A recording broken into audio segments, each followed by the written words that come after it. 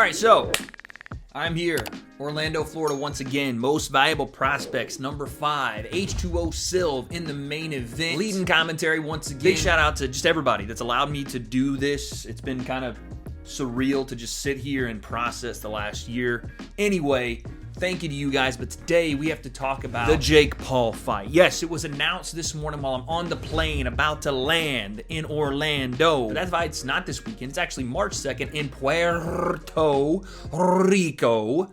Jake is actually the co-main event, fighting on Amanda Serrano's card. Awesome move. He's also donating his entire purse from that fight to a local charity. That's pretty cool. But as you know in influencer boxing, when a Jake Paul or KSI opponent gets dropped, everybody starts chirping, so we got to talk about it. Jake Paul's next opponent revealed, and I got some thoughts. The breakdown, let's go. All right, so it was announced today that Jake Paul's next opponent is going to be a man named Ryan the Rhino Borland. He is 17-2, and yes, I'm looking at my phone because I don't know much about this guy, but 17-2, has one loss by knockout. We'll get to it in a second. One loss by decision.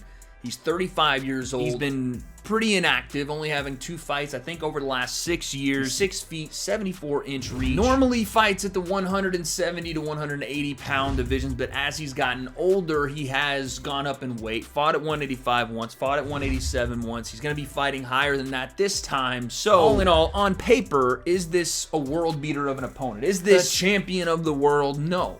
It's not those things. And for whatever reason, I think people in this scene think I'm just going to get on video and say that because I work with MVP on the Most Valuable Prospects or Jake Paul events. That's not me. That's never been me. I will tell you guys, I like this fight for Jake. Before you get out the pitchforks and want to go stabby stab, give me a second. But no, it's not a fight that I think Jake is over his head with. I don't think this fight is as dangerous one-punch knockout as Tyron Woodley fight. I know people think that's crazy, but I still think that's one of Jake's more dangerous, heavy-punching opponents on his resume. I don't have a lot of footage on this Rhino guy, but I would venture a guess to say he's probably not as skilled as Tommy Fury. He's definitely not as young. He's 35, already retired once at 30, but all these things that I'm saying to you don't mean this isn't a good fight for Jake. And what do I mean by that? Well, I won't use my words. I'll use his. Jake has said he wants to become a world champion boxer. I'm still a little bearish on that idea. In other words, I don't think we're going to get there. But the way that you do get there is by taking a pro boxer's route. This means developing your skills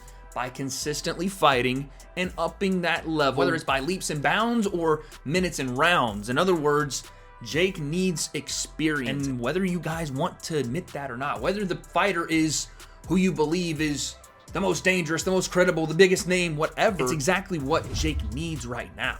Point blank period, he needs rounds, he needs time, he needs experience, he needs activity, and he's getting that with this Ryan Borland fight. And while, yes, there's not a ton of footage on this guy, he does have some amateur experience, 15 fights, has won Golden Gloves. Yes, I know, Andre August did the same. To be fair, I don't know how much of a difference we're going to get from Ryan Borland and Andre August. Outside of fight style, experience, height, and reach, I don't know the level that we're getting here with Ryan Borland. I just don't have a lot of footage on him. And again, you'll have to excuse the setup. I'm off the phone here. We're doing our best. But like I said, has some regional titles, has some experience, did spend a lot of time off, is a lot smaller than Jake. Those two things are not a great combination when you're fighting Jake because he is a big power puncher. He has been consistent. He is continually getting better camp by camp by camp. And honestly, I think that's one of the more important parts of this that we're not talking about is Jake is getting more time in camp, more time in his gym down in Puerto Rico, bringing guys that are probably better than this guy in to spar him. He's always said he treats his spars like fights,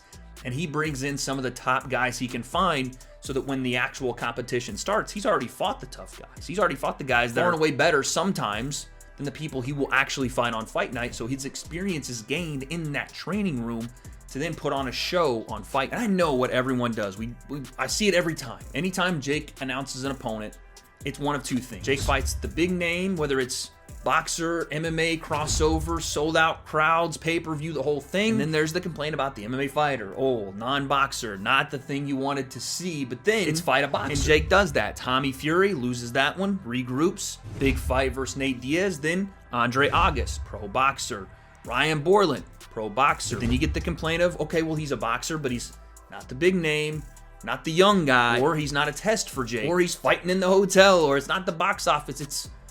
It truly looks like you guys want to classify Jake in one of two things. You want him to either be the YouTube influencer boxer Jake Paul, fight the big name, big events like KSI, which to be fair, I want that fight too. But if Jake has said he wants to become a world champ, he's going down the professional route, and eventually that KSI fight is out there or whatever it is. But for now, it looks like they're doing this. He says he wants to go down this pro route, and he's doing that consistently, getting fights in, continuing activity. I don't really know what there is to complain about. For example, and I know it's a hard concept to grasp because Jake's name is up there with the top influencers, so it's not necessarily the same thing as maybe a unknown pro boxer starting that career and getting those reps where no one has eyes on him. Jake already had eyes. So it's, I guess, tough for people to understand that he wants to take this professional boxing route, but that's what he's doing. A good example of that, and this is not to compare them in any way skill-wise, so don't do that, but just hear me out, is watching Vidal Riley go through his progression in the professional ranks. Him taking on guys that Vidal was much better than, but still provided him something. And you even heard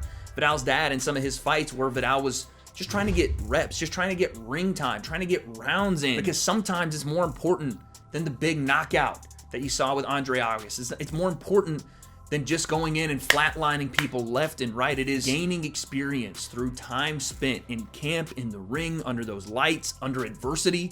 What happens again, I don't expect this because I do think this will be a bit of a similar situation that Andre August and Jake was, but what happens if Ryan Borland comes out and gives Jake a little more trouble than he's supposed to? How does Jake react to that? We've seen him overcome adversity in previous fights, but we've also seen Tommy Fury get the better of him, so we want to see how does he deal with that. Those are all factors in this fight, and I think it's, again, a good fight for what he's trying to do. Now, what I will say is what I don't like is all of Jake's opponents that aren't familiar with who he is, that haven't done their research on my man Jake Paul, decide he is just a content creator, decide that he hasn't taken the sport seriously, and they're not in the social media land, so they don't maybe understand just how good or just how serious Jake has taken boxing over the last 5 to 6 years. Now, the reason I'm saying that is because Ryan Borland obviously is prideful in his craft, right? He's been boxing since, it says here, he was 15 years old. He just came off a win, even though not really just, about 2 years ago now. And again, that inactivity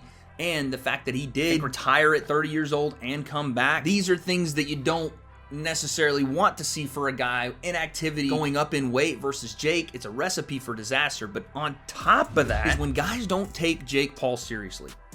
When they think he's just still a content creator, Disney kid, they fall into that mental framing, which fair play to Jake, he does a great job of convincing people of, even though we know now, if you don't take Jake seriously, he's going to put you on the canvas. This is what happens. This is what he does continuously.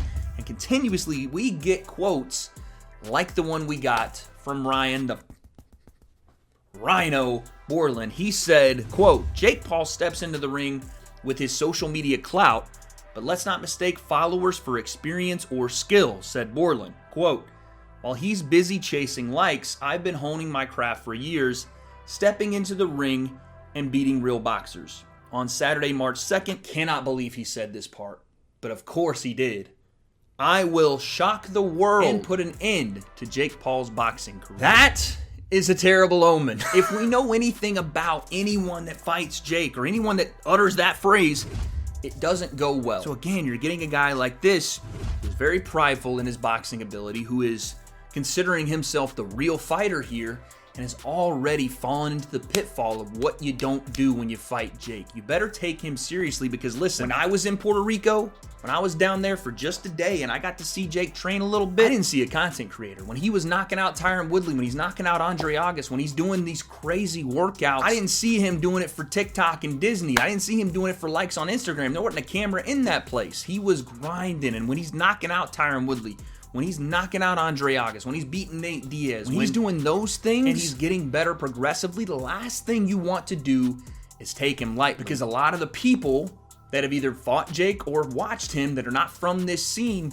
did that same thing. And they either left on the canvas or they were left shocked and surprised as he took a victory away. So that is not what you want to see from an opponent of Jake's, because quite frankly, listen, I don't know how good Ryan Borland is going to be. I know he's going to be experienced.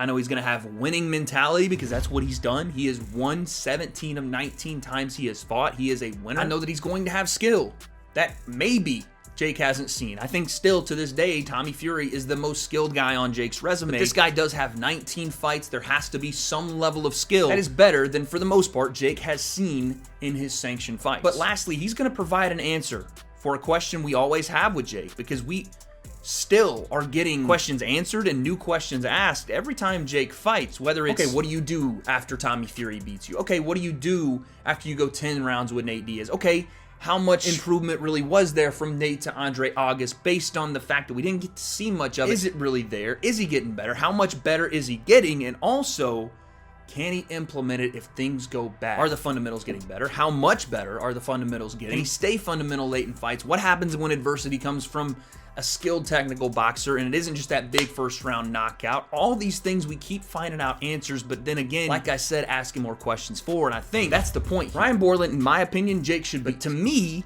and again, what Jake wants to do, that doesn't mean this isn't a good fight. Look at every boxer, and that's what Jake is now, a boxer progressing through their career. Even our beloved Vidal Riley has gone this path. This is where you find answers about yourself and you fill those gaps and where the holes lie. And that's what I think we get here. Jake Paul, Ryan Borland, March 2nd. One more thing, yes, I've seen the footage of the knockout. Leo, you can roll it. It's fucking vicious. Again, I think it was 9-10 years ago. Doesn't change the fact that there's an opening for that big right hand, and we all know Jake has a mallet for a right hand, so keep that in mind, because March 2nd, we're going to find out where Jake Paul is, what his next trajectory is, where his skills still need improvement, what improvements he's already made. And ultimately, we're going to find out just how high that ceiling goes for Jake Paul. Because right now, we don't have those answers. Truly, we don't know. But the route they're going and the experience Jake's going to be getting, I have a feeling, especially with the Olympic Training Center and him going out there after this fight, depending on what happens, that little by little, it's going to keep rising. But it starts March 2nd in Puerto Rico. Jake Paul in the co-main event of Amanda Serrano in the main event. Most Valuable Promotions putting on a banger. I think I may be there, but I don't have those answers yet, so guess we'll find out.